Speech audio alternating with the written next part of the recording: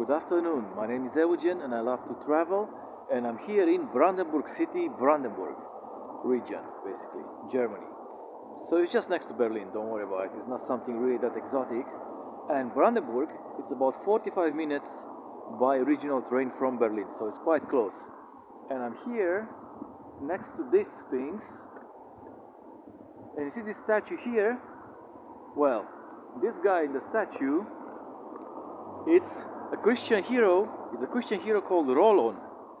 Well, Rollon was popularized in Christian mythology by a 12th century French anonymous poet. Think about it, 12th century, yeah? 12th century, that's 1100 to 1200 AD. What does this tell you as a viewer of this channel? It tells you that it was just when the Norman period in France was kind of ending, yeah? And it tells you that this Rollon existed before this French poet wrote about it. And he probably existed 200 years before the French poet wrote about it. Well, there was a legendary Norman, a legendary Viking called Rollo the Walker. Well, Rollo the Walker was called the Walker because he was so large, apparently no horse could hold him. And he had to walk all over France, basically.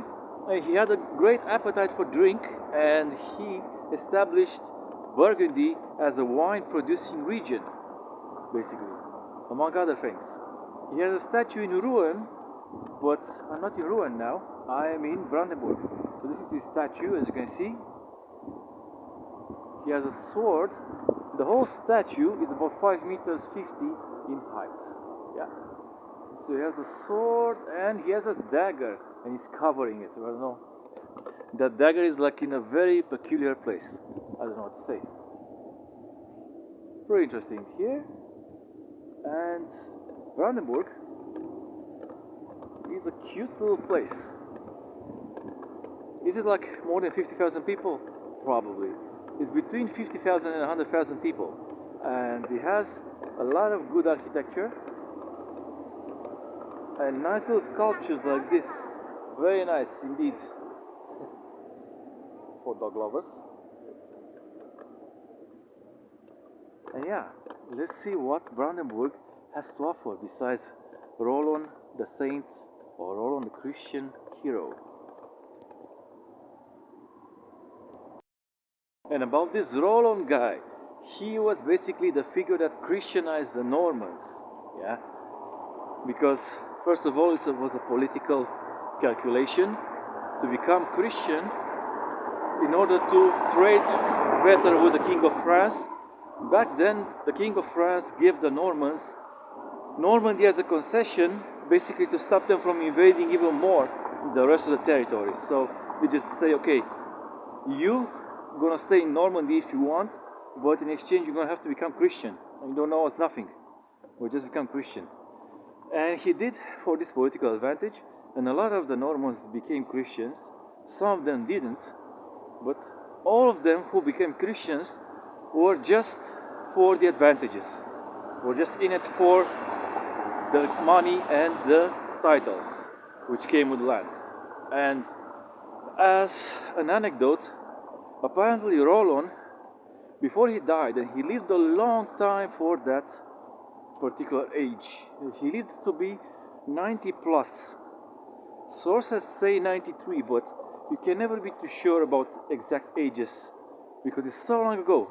It's more than 1,000 years ago. It's like, let's say, roughly 1,000 years ago. So yeah, he, before he died, he did a last pagan ritual, or just to spite the whole Christian establishment, he ordered a lot of his servants to be killed as a thing to just say, okay, we're still pagans, we're still Normans, and yeah, this whole Christianity thing was a bit forced upon us. Anyway, old Brandenburg, and in front of me there's a river that I need to see, I need to show it to you, therefore it's okay. So yeah, some people just barging in the whole story. Anyway, yeah, in front of me has to be a river.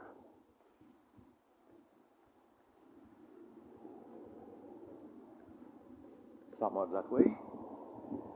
And after the river, after we cross the river, is gonna be the modern part of Brandenburg.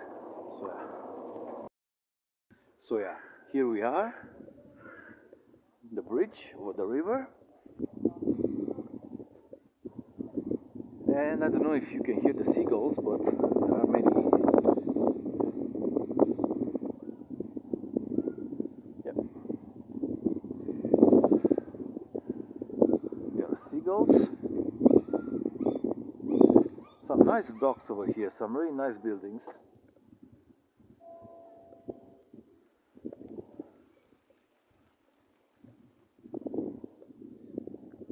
Although we're pretty far from the sea, we're about 250 kilometers from the Baltic Sea.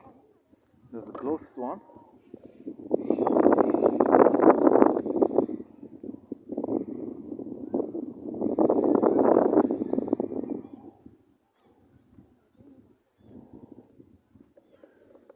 And it just started to snow.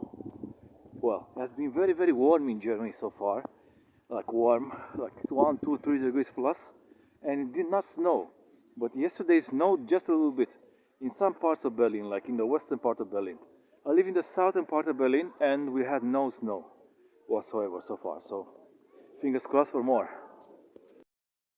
And yeah, we are in the town center of Brandenburg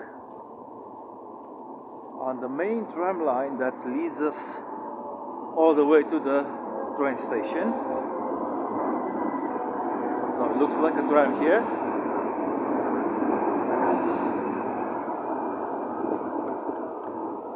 Well, you wouldn't say it, but this region, statistically, the western part, like the western part of Brandenburg, west of Berlin, not far from Berlin, it's one of the richest areas in the country. Yep. It doesn't look like in old Brandenburg that people have a lot of money. Maybe they do. Yeah.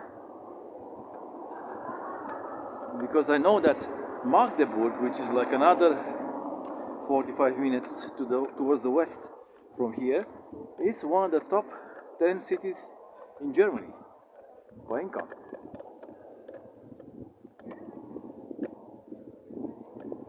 And yeah, so is Berlin.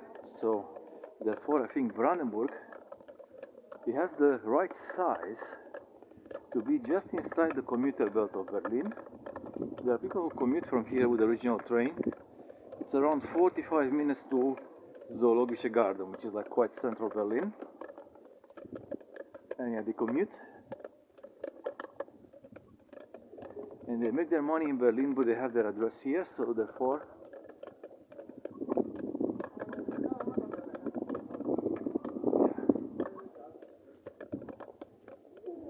and trust me, the people who commute are generally not the people who are working in the supermarket or in the hotel, generally.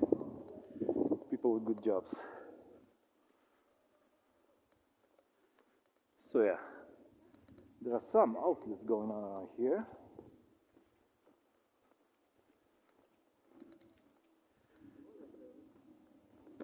There's gonna be another church, which is gonna be straight ahead somewhere, that way. We're just gonna see it. Yeah, and they have their fast foods, as you can see.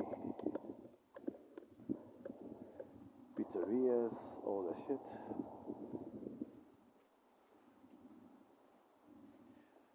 We have a bank. I bank with them, so they're pretty good. Sparkasse.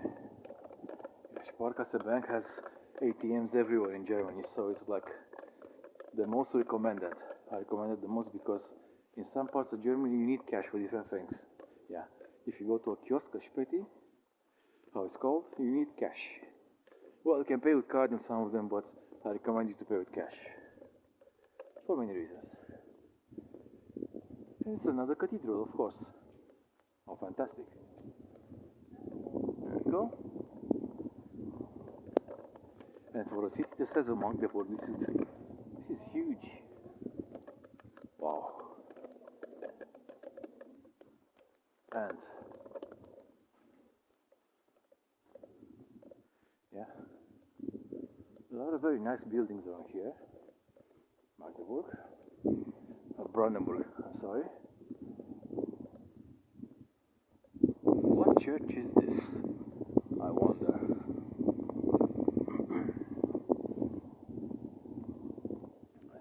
Let's see.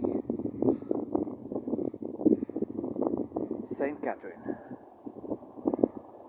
Saint Catherine. Yeah. And it was first mentioned in 1217. Saint Catherine.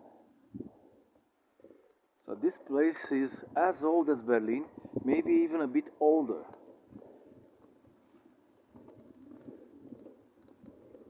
Because the oldest building in Berlin dates from 1230. So therefore, this is from 1217. And I don't know if this is the oldest thing you can find here.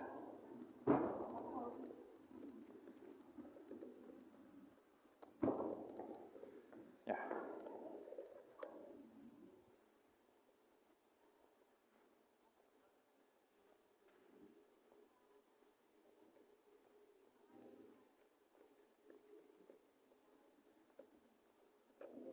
Well, if you have time, it's very close to Berlin. Yeah, if you live in Berlin, you have time. 45 minutes from Zoologische Garden. Really, it's worth it. Brandenburg. And is the city that lies in the region of the same name, Brandenburg, which is generally the region that surrounds Berlin. Yeah, it's like Paris and Ile-de-France. This is like Berlin and Brandenburg.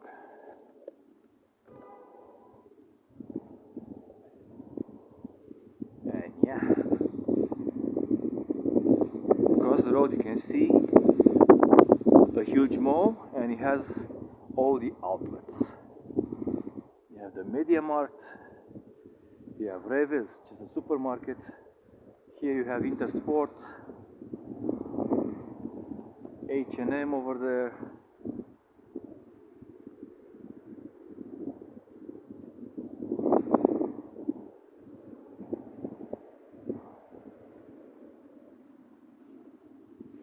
You have Deutsche Bank.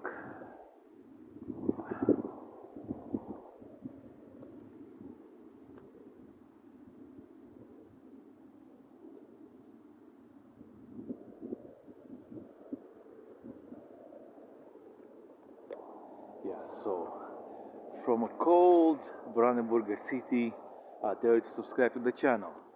Click the notification bell so you'll be notified whenever I'm posting something new, because I'll do it more and more often now. And yeah, you know the drill. So far so good. So what? Bye bye.